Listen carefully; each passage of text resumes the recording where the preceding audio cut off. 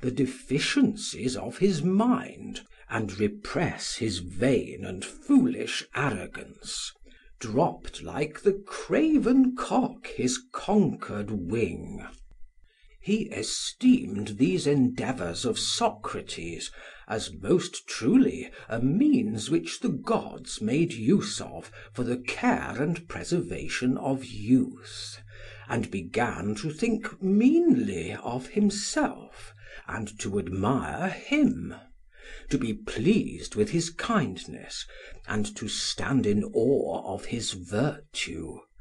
And unawares to himself there became formed in his mind that reflex image and reciprocation of love, or anteros, that Plato talks of.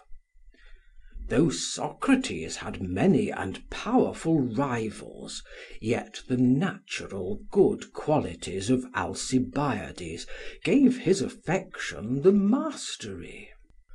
His words overcame him so much as to draw tears from his eyes and to disturb his very soul.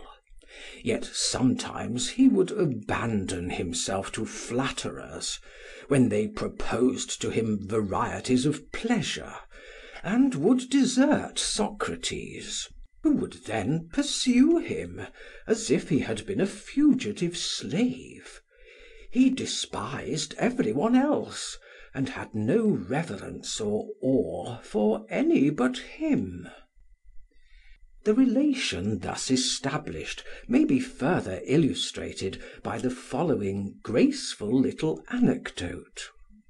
Socrates and Alcibiades were fellow soldiers at Potidaea, and shared the same tent. In a stiff engagement both behaved with gallantry. At last Alcibiades fell wounded, and Socrates, standing over him, defended and finally saved him. For this he might fairly have claimed the customary prize of valour, but he insisted on resigning it to his friend as an incentive to his ambition for noble deeds. Another illustration of the power of this passion to evoke and stimulate courage is given in the story of Cleomachus, narrated by Plutarch. In a battle between the Chalcidians and the Eretrians, the cavalry of the former being hard pressed, Cleomachus was called upon to make a diversion. He turned to his friend and asked him if he intended to be a spectator of the struggle. The youth replied in the affirmative, and embracing his friend, with his own hands buckled on his helmet. Whereupon Cleomachus, charged with impetuosity, routed the foe, and died gloriously fighting. And thenceforth, says Plutarch, the Chalcidians, who had previously mistrusted such friendships, cultivated and honoured them more than any other people.